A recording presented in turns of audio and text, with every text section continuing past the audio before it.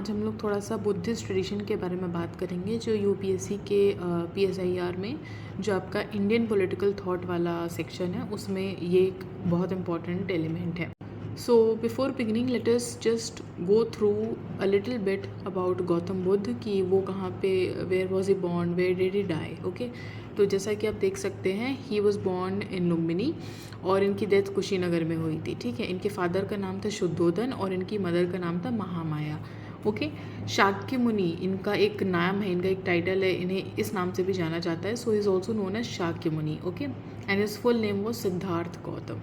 Okay, he is actually famous for his middle path meaning that you are not going to the extremes of things. ठीक है, you are not even choosing extreme atrocities upon yourself and you are not choosing a life of extreme peace as well.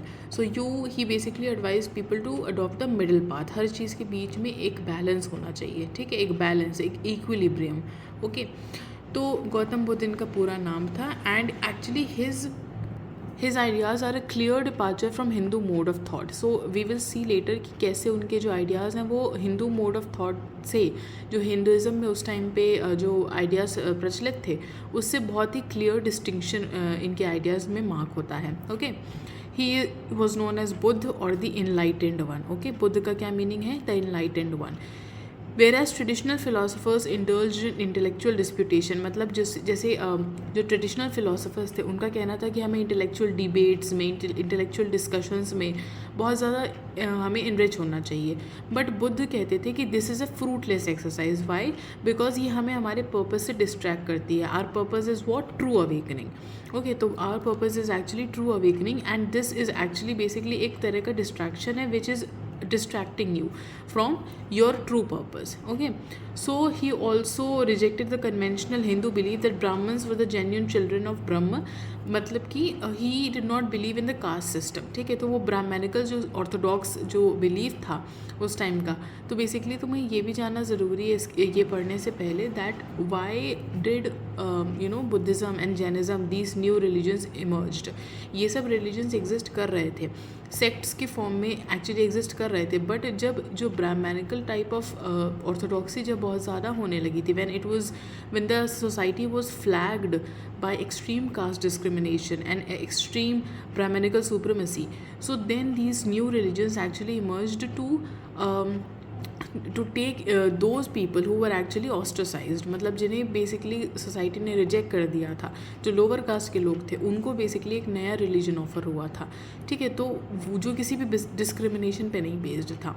तो बुद्ध जो है वो caste system को बहुत ज़्यादा reject करते थे and he did not believe in it.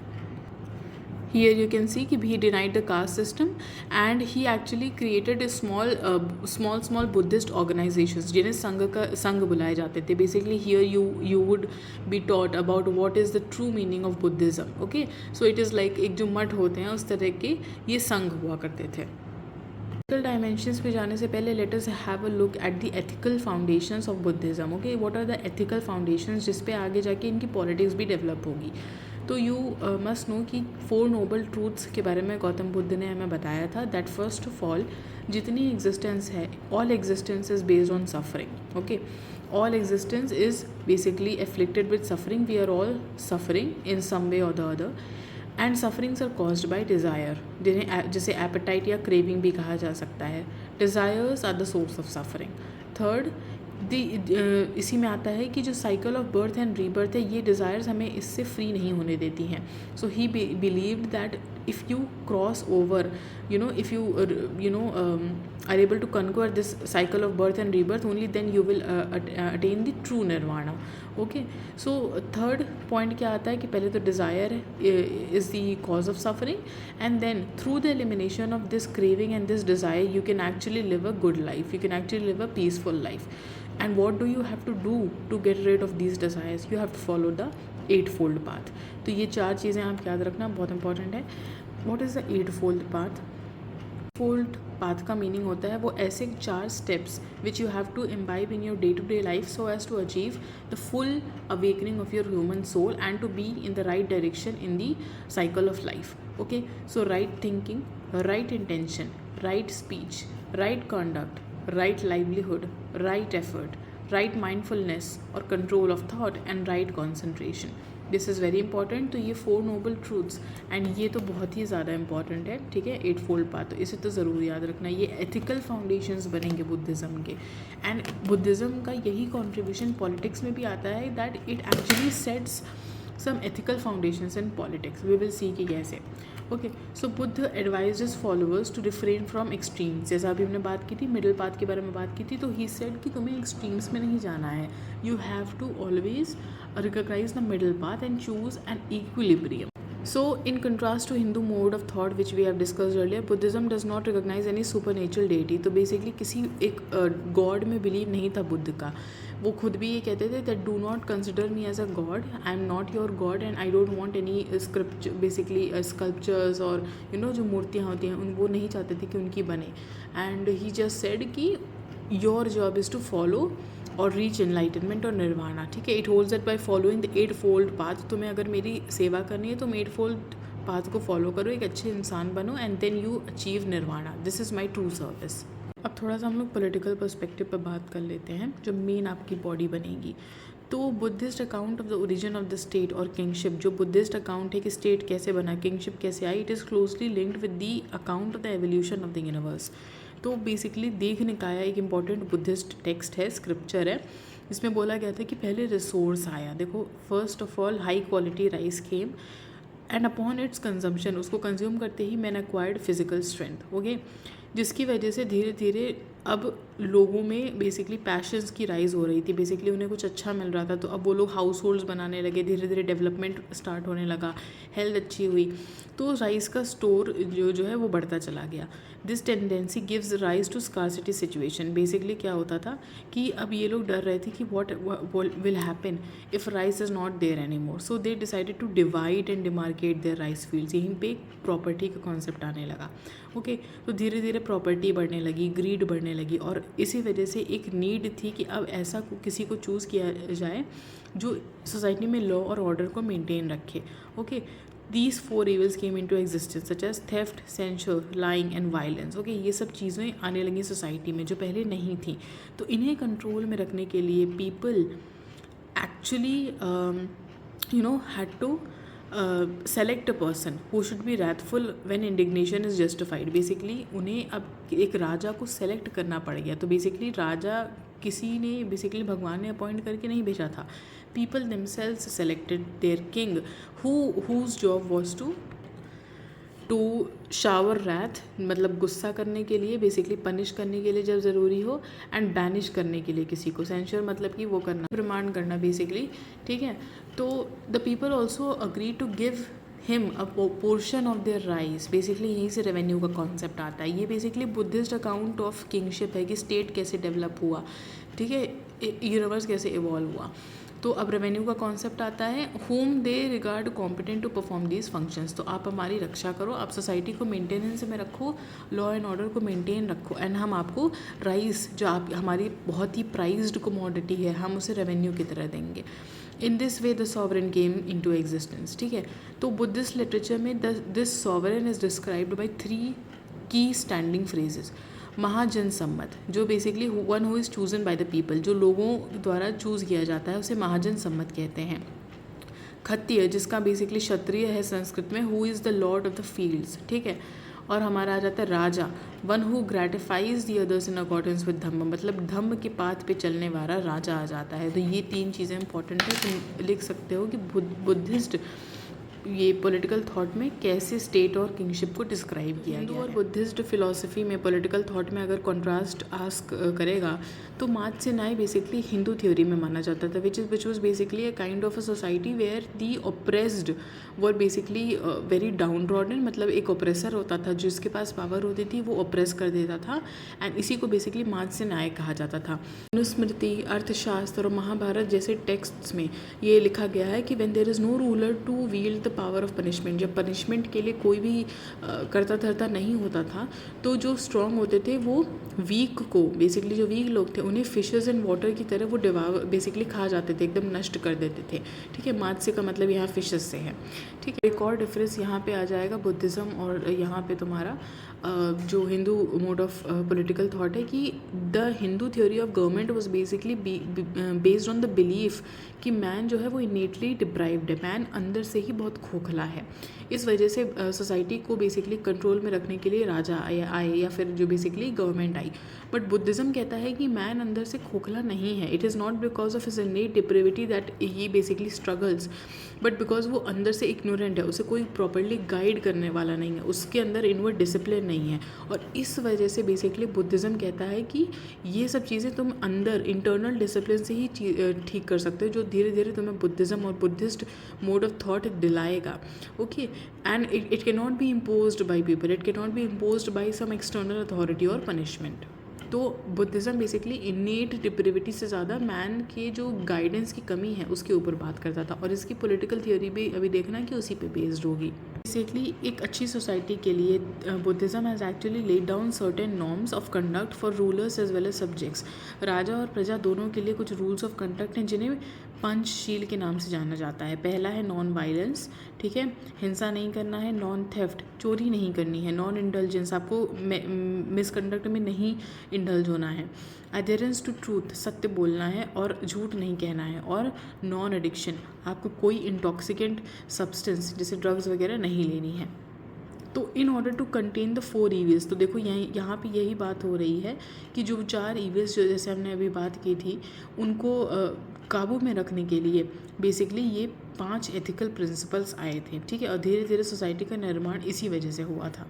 तो यहीं पे देखो बात आ जाती है कि हिंदू और बुद्धिस्ट थॉट में क्या अंतर है। बेसिकली कि अर्थशास्त्र का फोकस है स्टेट क्राफ्ट पे, ठीक है, स्टेट जो है, स्टेट जब आप पढ़ोगे कौटिल्य की सप्तांग थ्योरी तो उसमें देखोगे जो स्टेट है उसको प्राइम इंपॉर्टेंस पे रखा गया है। बट बुद्धिस्ट ट्रेडिशन में बेसिकली एथिक्स को कभी भी पॉलिटिक्स के ऊपर नीचे नहीं रखा जाता है, ठीक है, पॉलिटिक्स कभी भी एथिक्स के ऊपर नहीं आ सकती है। ये मेन डिफरेंस है बेसिकली जो बुद्धिस्ट थॉट है। तो अभी हम लोग मेन चीज़ पे आते हैं जो मॉडल ऑफ पॉलिटिकल गवर्नेंस है, क्या एक्चुअल मॉडल दिया गया है बुद्धिज़्म। तो जो Buddhist model of political governance है it is basically derived from the rules and procedures prescribed for the management of the monastic community. तो जो बुद्धिस्ट संघ में जो रूल्स थे जो बेसिकली बुद्धिस्ट मॉन्क्स ऑब्जर्व करते थे उसके बेसिस पे बेसिकली पॉलिटिकल गवर्नेंस को रखा गया, बेसिकली उसकी फाउंडेशन रखी गई, मोनास्टिक टाइप ऑफ गवर्नेंस थी ये, जिसमें बेसिकली कुछ वैल्यूज़ प्रिस्क्राइब कर दी गई थी, जैसे ब्रदरहुड हो गया, डेमोक्रेटिक प्रिंसिपल्स। अब यहाँ से तुम्हारा बेसिकली ये शुरू हो जा रहा है पॉलिटिकल गवर्नेंस किस तरह के टाइप को बेसिकली प्रमोट करती थी, किस तरह की सोसाइटी को, ब्रदरहुड वाली सोसाइटी को, democratic principles, liberal culture, egalitarian interpersonal relations, no formal hierarchy, ये सबसे मेन पॉइंट है, ठीक है, हायरार्की नहीं होनी चाहिए थी सोसाइटी में, डायनेस्टिक फेवरेटिज्म नहीं होना चाहिए था, ठीक है, कोई किसी से बड़ा या छोटा नहीं होना चाहिए था, all the people should be seeking liberation from greed, hatred, delusion, वॉली, ठीक है, और इग्नोरेंस। तो बेसिकली निर्वाणा की अचीवमेंट के लिए जो सोसाइटी काम कर रही है वही सबसे एप्ट पॉलिटिकल सोसाइटी है। They were required to live in a state of communal harmony, ठीक है, हारमनी में रखो, एक दूसरे से रिलीजन और कास्ट और ग्रेड के नाम पे लड़ो मत, कम्युनल प्रॉपर्टी होनी चाहिए थी, बहुत इंपॉर्टेंट पॉइंट है ये, बिकॉज एक कम्युनिज्म का कहीं ना कहीं वो आ जाता है कि स्टेट ओनरशिप जो वो होती है ये लोगों के पास ओनरशिप होगी, ठीक है, people owned their property and basically जो प्राइवेट प्रॉपर्टी का कॉन्सेप्ट है वो नहीं है इस टाइप की पॉलिटिकल गवर्नेंस में, बुद्धिस्ट पॉलिटिकल गवर्नेंस में, ठीक है। तो this form of monastic governance contain many features of state craft found in the self governing confederacies. Basically जो रिपब्लिक्स हैं उनमें इस तरह के फीचर्स देखे जाते थे। तो तुम कह सकते हो कि पॉलिटिकल गवर्नेंस जो बुद्धिज़्म प्रमोट करता था वो थोड़ा सा रिपब्लिक के उस पर बेस्ड था, ठीक है, rather than large monarchial kingdoms of the north, जैसे कौशल और मगध जैसे जो महाजनपद थे, 16 महाजनपद होते थे, है ना, तो उसके बेसिस पे ना हो कि बेसिकली एक रिपब्लिकन सॉर्ट ऑफ सोसाइटी होनी चाहिए and not the monarchial setup. Okay, this is the most important point कि मोनार्की पे नहीं वो करता था, ठीक है। While monarchical kingdoms exemplified the Brahmanic notions of a divinely ordained system, तो monarchical जो systems थे वहाँ ब्राह्मणिज्म का बहुत ज़्यादा बोलचाल थी। बट जो रिपब्लिक्स थी वहाँ पे तुम्हारा बुद्धिस्ट एथिक्स बहुत ज़्यादा, एक ह्यूमनिस्टिक फाउंडेशन वहाँ पे बुद्धिज़्म की थी, जहाँ पे बेसिकली ह्यूमनिज़्म पे फोकस किया जा रहा है, इंडिविजुअल लिबर्टी पे फोकस किया जा रहा है, ठीक है, और सेल्फ गवर्नमेंट पे फोकस किया जा रहा है। तो सेल्फ गवर्नमेंट भी एक बहुत इंपॉर्टेंट पॉइंट आ जाता है बुद्धिस्ट पॉलिटिकल गवर्नेंस में। एक इम्पॉर्टेंट पॉइंट ये है कि पहले एंशियंट इंडिया में सोसाइटी पहले सेल्फ गवर्निंग ही थी, ठीक है, एक कस्टम था। पहले इतना ज़्यादा चोरी और ये सब जो वाइसेस हैं सोसाइटी में वो नहीं थे। But by the time Buddha had come, many customs involving discrimination had come. इस बारे में तो हमने बात कर ली है कि कैसे लॉ की नीड थी बेसिकली एक इक्वल सोसाइटी बनाने के लिए, क्योंकि ब्राह्मणिकल सुप्रीमेसी बहुत ज़्यादा हो रही थी और लोअर कास्ट और वुमेन के अगेंस्ट जो इनकी कंडीशन थी वो बहुत ज़्यादा ख़राब हो चुकी थी। तो बुद्धिज़्म जो पॉलिटिकल सोसाइटी प्रमोट करता है वो इक्वालिटी के बेसिस पे है, ठीक है, इगैलिटेरियन सोसाइटी है। सबसे मेन पॉइंट जो बुद्धिस्ट पॉलिटिकल गवर्नेंस में आता है वो ये है कि before Buddha law was treated as something divinely ordained, the king was regarded to be the guardian of law, ठीक है। तो जो राजा था उसे सिर्फ लॉ को फॉलो करना था, ठीक है, जो उसका धर्म था वो बस लॉ को फॉलो करना है और वो उसे चेंज नहीं कर सकता था। मतलब सोसाइटी एक तरह की रिजिड कस्टम में बंधी हुई थी। बट जब बुद्ध आए तब उन्होंने बेसिकली ये बताया कि तुम लॉ को चेंज कर सकते हो so that you can actually achieve the welfare of man. तुम समाज की भलाई के लिए और इंसानों की भलाई के लिए लॉ को चेंज कर सकते हो। तो it was Buddha who actually introduce the concept of legislation. यही तुम्हारा सबसे इंपॉर्टेंट पॉइंट आ जाता है। This is something you have to write in your answer, because legislation जो है, जो लॉ मेकिंग की प्रक्रिया है, उसे बुद्ध ने ही एंशिएंट इंडिया में धीरे धीरे लाया था, ठीक है। एंड जिस स्फेयर में उन्होंने एक साइलेंट रेवोल्यूशन लेके आया था, ठीक है। तो इस बारे में तो हमने बात करी ली है कि जेंडर डिस्क्रिमिनेशन के खिलाफ भी और सोशल इनजस्टिस के खिलाफ भी बुद्ध थे, ठीक है। अपनी सोसाइटी में वो ये दोनों चीज़ें नहीं देखना चाहते थे। तो अभी हम लोग यहाँ पे थोड़ा सा कंक्लूड करेंगे और हम लोग देखेंगे कि जो बड़े बड़े थिंकर्स हैं और पॉलिटिशियंस हैं वो क्या कहते हैं बुद्धिज़्म के बारे में और बुद्धिस्ट पॉलिटिकल थॉट के बारे में। This you can coat in your answers. Okay, तो B.R. अम्बेडकर जी ने कहा है कि I prefer Buddhism because it gives 3 principles. This you can coat in your answer. इन्होंने कहा है कि 3 ऐसे प्रिंसिपल्स बुद्धिज़्म हमें बताता है जो कहीं नहीं है। First of all is prajna, which is understanding as against superstition और सुपर नेचुरलिज्म। तो सुपर नेचुरलिज्म या सुपरस्टिशन में जो हमारी सोसाइटी बिलीव करती है उसके अगेंस्ट हमें प्रज्ञ में बिलीव करना चाहिए, which is understanding each and everything at its core. Okay, then we come to karuna, which is love and compassion, and samta matlab equality. Jawaharlal Nehru has also said that he was also enamored by Buddha's teachings and उन्होंने भी Buddhist political thought को बहुत ज़्यादा praise किया था। And Mahatma Gandhi who is the father of the nation sought to revive the Buddha's message of ahimsa, मतलब non violence को उन्होंने अहिंसा को सत्याग्रह में अपने बहुत इंपॉर्टेंट पार्ट बनाया था। उसी के बेसिस पे पूरा का पूरा नेशनल मूवमेंट उन्होंने डिज़ाइन किया था।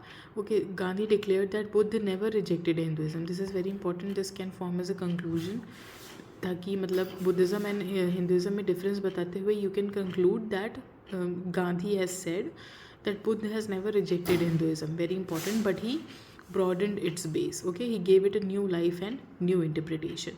Okay, तो ये करने के बाद हम लोग एक क्वेश्चन को देखते हैं जो इसी ओपी गौबा की बुक में दिया गया है। Advent of the Buddhist tradition marks departure from धर्म शास्त्र एज वेल एज अर्थशास्त्र, traditions of Indian political thought, elaborate and comment. ठीक है, तो ये this you can practice on your own, this is an important question and you can actually think about this and write an answer. We have come to an end of this video. If you like this video and you want to give some suggestions as well, you can drop them down in the comment box below. Thank you so much and I'll see you in the next one.